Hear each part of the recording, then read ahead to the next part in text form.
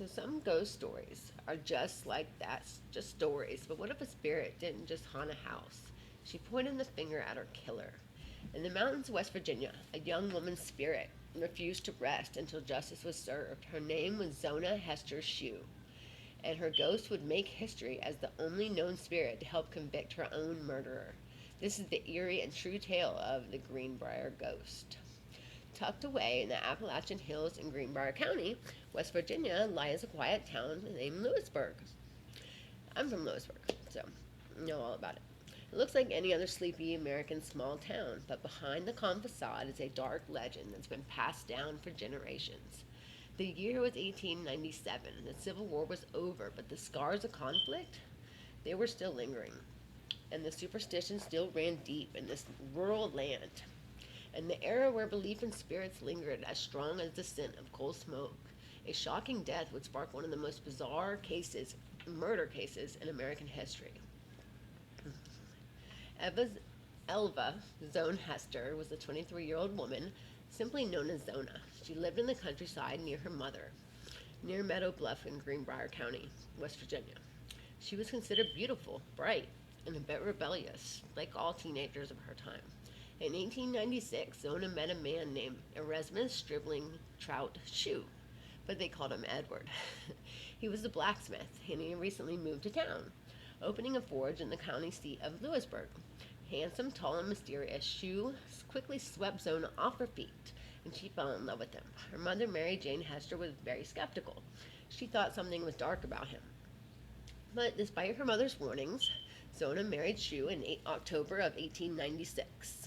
They seemed really happy, but just 3 months later, on January 23rd, 1897, tragedy struck. A local boy was sent to Shue's couple's house to help with chores. When he arrived, he found Zona lying at the foot of the stairs, body all twisted up and eyes open wide in terror. She was dead. Her body was stretched out with her feet together and one hand on her stomach. She was definitely gone.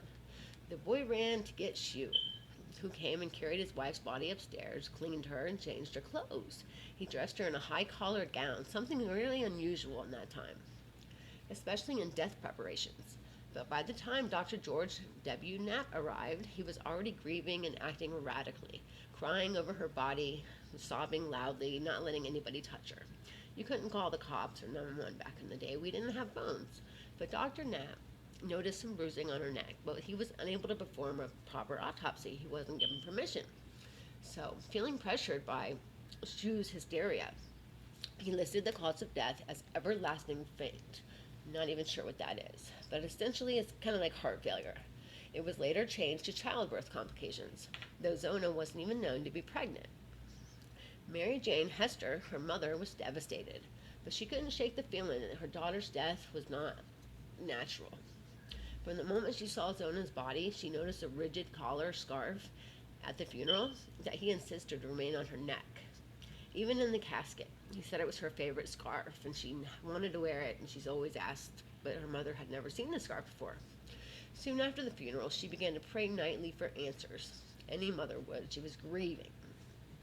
And then, one night, they came. Soon after, for 4 nights, Zona's spirit appeared to her mother at the foot of her bed. The room would get cold, and a mysterious white glowing would surround Zona. She said in her final visitation, she revealed that he had been abusive to her. She tried to leave him, but in a fit of rage, he broke her neck. Something about she didn't cook meat that night. So she demonstrated how it happened and everything, turning her neck a whole 160 degrees to her mother. Mary Jane, now armed with this chilling message from beyond the grave, went right to the local prosecutor, John Alfred Preston. Though skeptical, he listened, and enough doubt surrounded Zona's death to warrant a new investigation. So the judge approved the exhumation of Zona's body in late February 1897. Dr. Knapp, now under official orders, was able to perform a full autopsy. As he began to examine the neck, he discovered what had been hidden by the stiff collar and the scarf: a crushed windpipe, finger-shaped bruises, and a broken neck between the first and second vertebrae. This was not faint, this was murder. And Shue was arrested immediately. In June 1897, the murder trial began in Greenbrier County Courthouse in Lewisburg. The prosecution laid out the evidence, the violent injuries to Zona's neck, Shu's refusal to let anyone touch her during preparation for burial, and his strange behavior. They brought up his past, and he had been married twice before. His first wife divorced him for cruelty. His second wife died under mysterious circumstances as well. This is something that nobody in the family knew.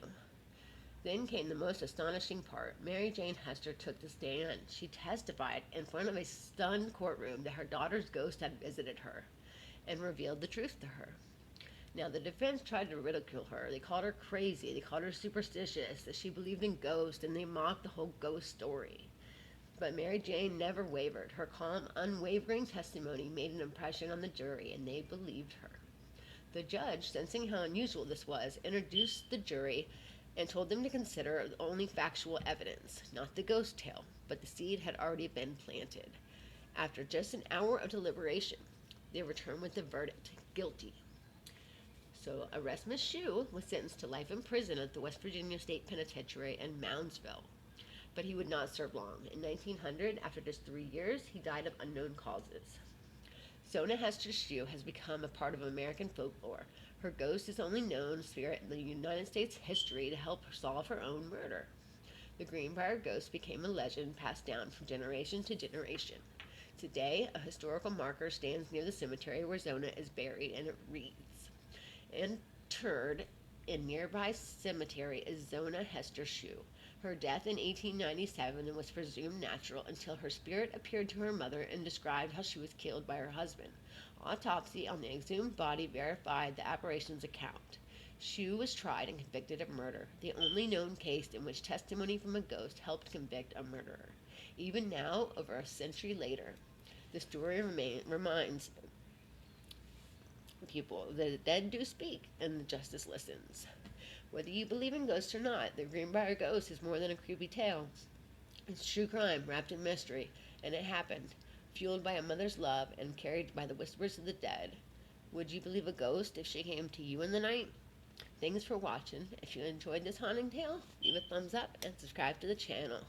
Until the next one, peace and love, guys. Bye.